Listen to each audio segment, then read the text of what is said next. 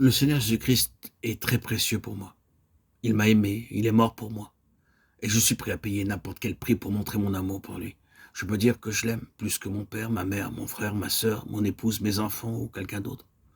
Oh Seigneur, je t'aime.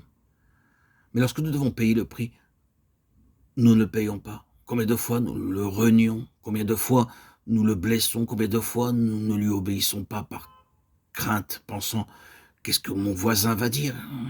Qu'est-ce que mon ami va dire? Qu'est-ce que mon entourage va dire? Qu'est-ce qu'ils diront de moi? Que diront les gens?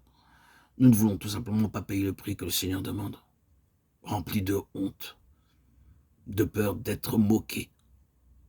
Lisons Matthieu 2,2, où nous voyons les hommes venus pour adorer. Où est le roi des Juifs qui vient de naître? Car nous avons vu son étoile en Orient, et nous sommes venus pour l'adorer.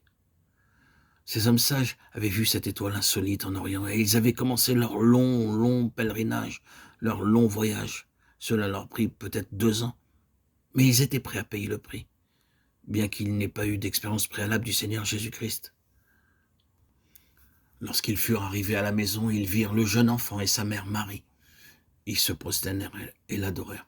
Puis ils présentèrent leurs cadeaux coûteux, l'or, l'encens et la myrrhe.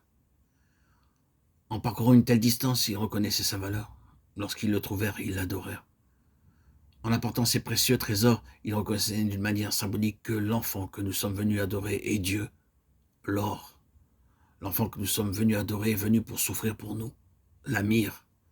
L'enfant que nous sommes venus adorer va nous sauver et être notre grand prêtre, l'encens. Bien qu'ils aient apporté tout cela de si loin, ils n'avaient pas eu de lui une expérience personnelle.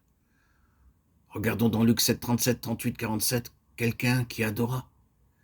Une femme de la ville, une pécheresse, lorsqu'elle sut que Jésus était à table dans la maison du pharisien, apporta un vase d'albâtre plein de parfums et se tint à ses pieds derrière lui. Elle lava ses pieds avec ses larmes et les oignit de parfum. Il ne nous est pas dit comment cette femme découvrit, peut-être par intuition, qu'il y avait un homme dans cette maison qui pouvait pardonner le péché. Mais dès qu'elle se trouva près de lui, elle commença à pleurer. C'étaient des larmes de repentance. Sa présence la rendit consciente de sa condition de pécheresse. Sa seule présence est suffisante pour briser nos cœurs. Complètement brisée, elle pleurait à cause de son péché et lavait ses pieds avec ses larmes. Ce qu'elle ne pouvait pas exprimer par des mots, elle le disait par le simple fait d'embrasser ses pieds. Elle ignorait tout de l'école de théologie, mais son amour était spontané et son adoration réelle. Quelle différence avec l'homme qui l'invita au festin? Sans doute avait-il dépensé beaucoup d'argent pour le banquet, mais il ne sut jamais qui il était. Bien plus, il se dit en lui-même, si cet homme était prophète, il saurait quel genre de femme c'est. Mais cette femme eut une révélation intérieure et elle l'adora. Dans Jean 12, 1 à 3, nous trouvons une autre femme qui adore le Seigneur, et cette femme, c'est Marie.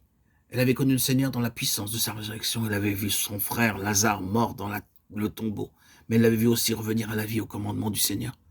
Maintenant, elle avait une relation nouvelle et vivante avec le Seigneur, Jésus-Christ, qu'elle n'avait pas connu avant. Et elle se répandit en adoration pour lui, en oignant ses pieds avec un parfum très particulier, dont l'odeur remplit toute la maison. Au fur et à mesure qu'il travaille en nous, nous l'adorons d'une nouvelle manière.